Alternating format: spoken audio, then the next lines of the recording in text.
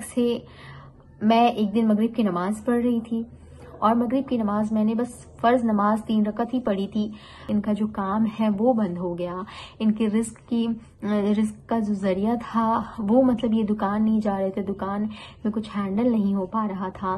ناممکن سی چیز ہے کیونکہ یہاں کے لیے بہت لاکھوں کے پیسے چاہیے. الرحمن الرحیم. السلام علیکم پیارے دوستو, امید کرتی ہوں آپ سب خیریت سے ہوں گے. رب اشرح لی صدری ویسر لی امری واحلل عقدۃ من لسانی یفقہوا قولی.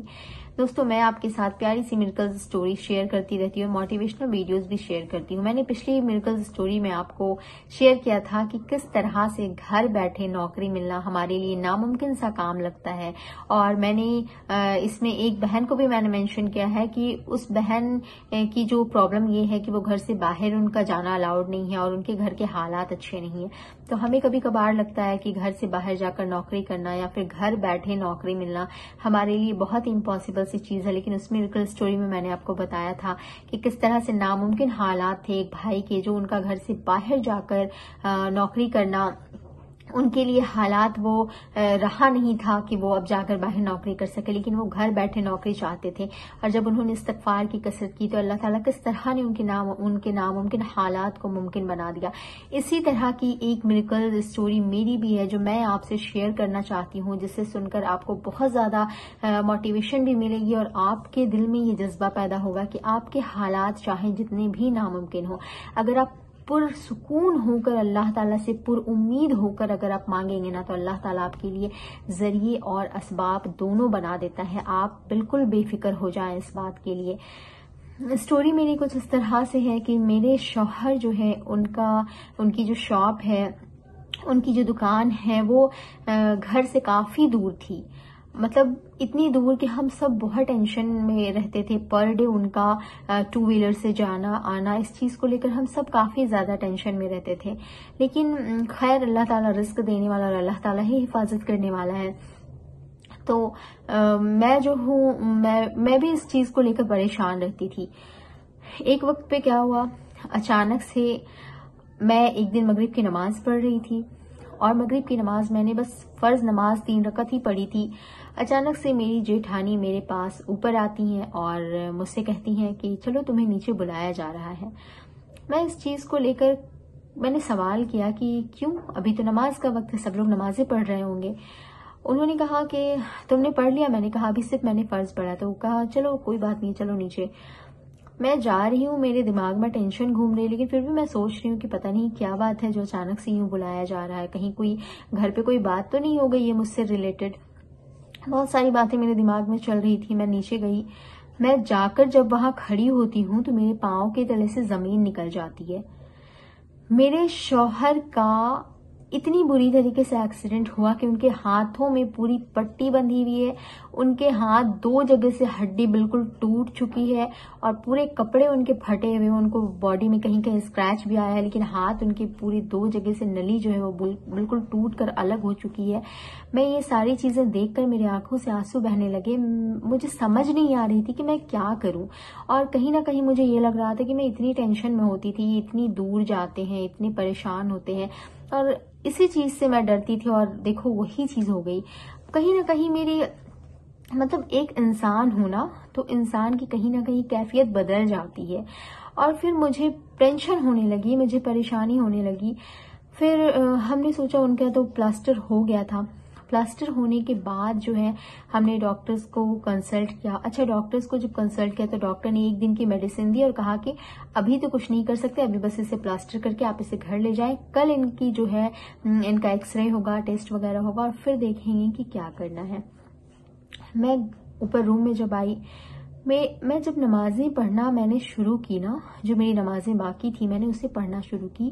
آٹومیٹکلی میری آنکھوں سے اتنے آنسو جاری ہو گئے کہ سب لوگ یہاں بیٹھے ہیں, مجھے کسی کا ہوش نہیں ہے. میری آنکھوں سے آنسو جاری ہو گیا, لیکن اللہ تعالیٰ میری کیفیت کو جانتا ہے کہ میرے آنسو میں اور میرے سجدے میں ایک بھی شکایت کے لفظ نہیں تھے, یہ صرف اور صرف اللہ کی توفیق سے ممکن تھا کہ میرے جتنے آنسو بہ رہے تھے نا، شکر کے آنسو بہ رہے تھے۔ اب آپ کہیں گے کہ اس سچویشن میں آپ آنسو بہا کر سجدے میں رو رہی ہیں اور شکر ادا کر رہی ہیں۔ جی، میں شکر ادا کر رہی تھی کہ اللہ نے ہمیں بڑی مصیبت سے بچا لیا اور اللہ نے ہمیں چھوٹی مصیبت عطا کی ہے، ورنہ سوچے اللہ تعالیٰ چاہتا تو ہمیں بڑی مصیبت میں مبتلا کر سکتا تھا۔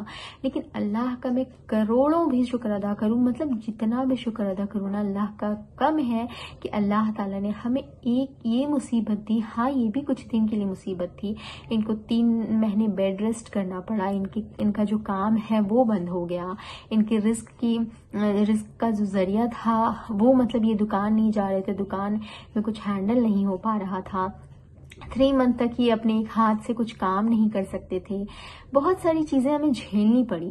لیکن پھر بھی اللہ کا شکر ہے، اللہ کا شکر ہے، اللہ کا شکر ہے کہ اللہ نے ہم سے اتنے میں ہماری مصیبتوں کو ٹال دیا۔ اور میں بہت روئی۔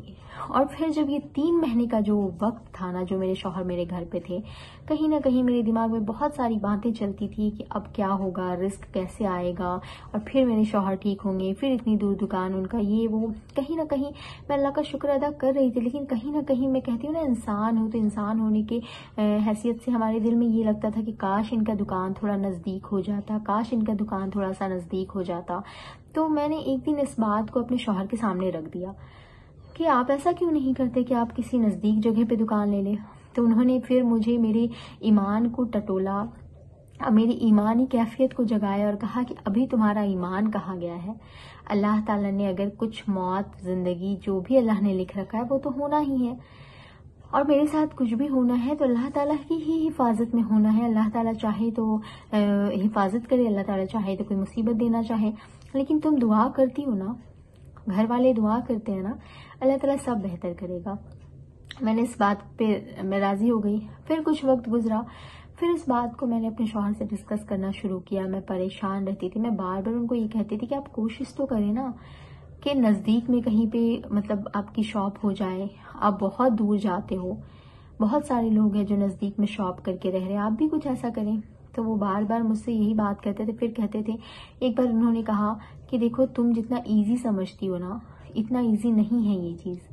اس ایریے میں، جس ایریے میں ہم لوگ رہتے ہیں وہ بہت الحمدللہ بالکل ٹاؤن ایریا ہے، اور اس ایریے میں شاپ ملنا بہت مشکل ہے، مطلب ناممکن سی چیز ہے، کیونکہ یہاں کے لیے بہت لاکھوں کے پیسے چاہیے جو ہمیں دکان مل سکے، اور دوسری چیز ہے یہاں کا رینٹ اتنا زیادہ ہائی ہے، مطلب ایک بالکل مین ٹاؤن کا جو رینٹ ہے وہ اتنا ہائی ہے کہ مجھے نہیں لگتا کہ میں بھی اس کو پے کر پاؤں گا۔ میں بہت زیادہ پریشان ہو گئی۔ پھر مجھے ایک دل میں ایک نا امیدی سی جگی کہ شاید کچھ نہیں ہو سکتا ہے، حالات ایسے ہیں۔ اوپر سے انہوں نے کہا کہ چلو کہیں نہ کہیں سے اگر ہم لاکھوں کا جو ڈاؤن پیمنٹ ہے وہ پے کر دیتے ہیں، یا پھر ہم رینٹ بھی پے کرنے کو راضی ہو جاتے ہیں، تو بھی اس ایریے میں جہاں تم چاہتی ہو یا ہم چاہتے ہیں وہاں دکان کوئی بھی نہیں ملے گا، کوئی بھی دکان تمہیں خالی نہیں ملے گی، تم چاہو تو ٹرائی کر لو۔ اور انہوں نے بالکل سچ ہی کہا تھا۔ میں خود ان کے ساتھ گئی، اور جب میں گئی تو ہم لوگ ادھر کسی کام سے گئے تھے، لیکن وہاں بہت سارے دکان ہمیں نظر آئے۔ میں نے اپنے شوہر کو کہا ایک بار پتا تو کریں۔ انہوں نے جب پتا کیا، ایک آپ یقین نہیں کریں گے کہ ایک جو جھوپڑی نما شکل کی دکان ہے جہاں صرف پلاسٹک وغیرہ سے ایک کہتے ہیں نا کہ جھوپڑی نما دکان بنائی ہے، وہ بھی رینٹ پہ چڑھا ہوا ہے۔ ایک خالی سنگل دکان آپ وہاں نہیں دکھا سکتے ہیں جو رینٹ پہ ملنے کو آپ کو مطلب تیار ہو۔ ایسا ایریا جہاں پوری طریقے سے پرانے لوگوں کا قبضہ ہے، ایک دکان آپ کو وہاں ملنا ناممکن سی چیز ہے۔ اتنا بڑا ناممکن مسئلہ تھا یہ۔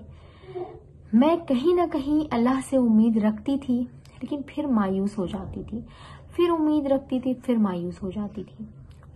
شیطانی کیفیت ہے، شیطان مایوس کرتا ہے۔ میں پریشان ہو جاتی تھی کہ آخر کیا بنے گا، کیا کروں میں، پھر مجھے کچھ سمجھ نہیں آتا تھا۔ मैं इसका पार्ट 2 आपको नेक्स्ट वीडियो में शेयर करूंगी, क्योंकि वीडियो ज्यादा लंबी हो जाती है तो लोग बोर होने लग जाते हैं।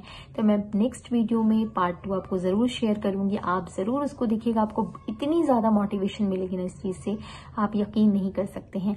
तो वीडियो को लाइक जरूर कीजिएगा, और अगर नेक्स्ट वीडियो आपने देखना है तो चैनल को सब्सक्राइब करके बेल आइकन जरूर प्रेस कीजिएगा, ताकि जैसे ही मैं पार्ट 2 अपलोड करूं आपके पास नोटिफिकेशन सबसे पहले मिले। अस्सलामु अलैकुम वरहमतुल्लाहि वबरकातुहू।